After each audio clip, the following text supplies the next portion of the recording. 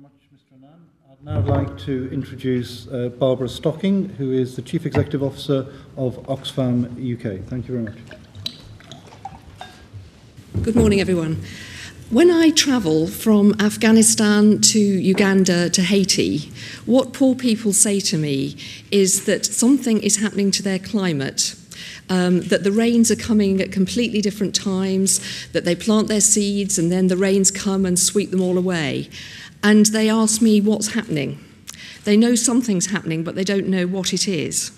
And a particular example of that really hit me when I was in Uganda about 18 months ago. It was just after the floods, but I didn't go to look at our response to the floods. I went to northern Uganda to look at the area where people are going back home because the war that's been going on there for so long looks as if it might come to an end. And I was in one of the villages and talking to the people, and an elderly man said, "We've never ever had floods like this in my lifetime. What's happening? Is it because of the war?" Now, for that man, that was a perfectly sensible thought. Something dramatic had been happening for the last 20 years, and the climate was obviously changing to him. Of course, that wasn't the reason, but that made me feel rather, very sad, that actually people who are having to cope with climate change at the moment have no understanding about what's happening to them. And that makes people very disempowered, because people who can be very resilient can only do so if they have good information. Now, I'm not suggesting, of course, that any one extreme weather event can be directly associated with climate change. We know the science isn't there yet. But what we do know is that people like the farmers in Uganda are going to have to live with much more uncertainty and are at risk of many more extreme weather events. So we need to make sure that people do understand what's actually happening to them so that they can deal with that uncertainty. And I have to say the groups of people who are particularly affected are women and children. Women, because they're 7 out of 10 of the world's agricultural workers, and this is going to hit agriculture very badly indeed. But also it's women who are the water carriers of the world. And in many places, water is now further away because of droughts for them to collect. It's women who have to look after the families after a disaster, an extreme weather event, floods and droughts, and hold the family together, get them resorted, get the children back into school or whatever. So the demands on women especially are very high indeed.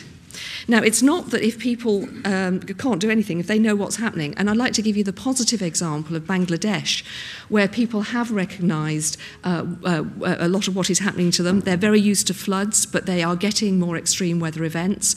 But what's been happening with many agencies working with the local communities is that although you can't stop the cyclone, you can actually stop the worst effects of that.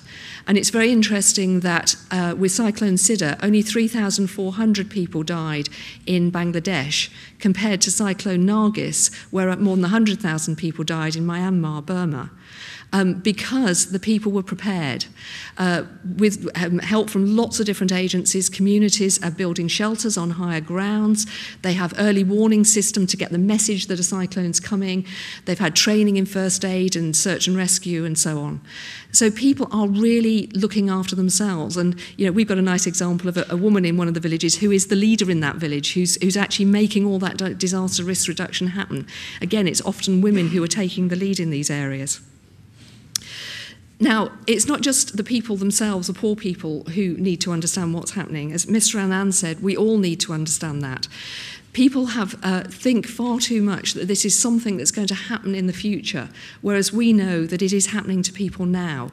And why that piece of knowledge is so important is because we have to move forward to this fair and safe global deal in Copenhagen in December. Safe in keeping the increased world temperature under 2 degrees centigrade, and fair in that it actually takes accounts of the needs of poor people to go through a development phase when they will almost certainly have to produce more carbon emissions, but also fair in that it gets them those funds that are needed for the sort of adaptation that I've just been talking about. And that's not huge amounts of money. Oxfam at one point estimated roughly that it was about $50 billion a year from 2015 2015. That's a very rough estimate. It is trivial in comparison that the trillions that have gone into the banking and the finance sectors and economic sectors at the moment. This can be done. This is not impossible. And we do need that to get that deal.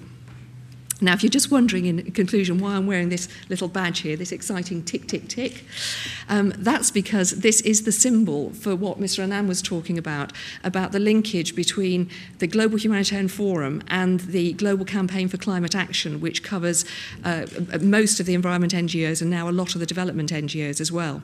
Tick, tick, tick, time is running out. It's getting very close to Copenhagen now.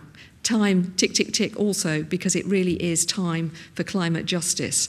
And justice is absolutely at the heart of this deal, the deal which I guess to me is probably the most significant thing that I can think of that has confronted humanity, but one that we can do if we get on with it. Tick, tick, tick.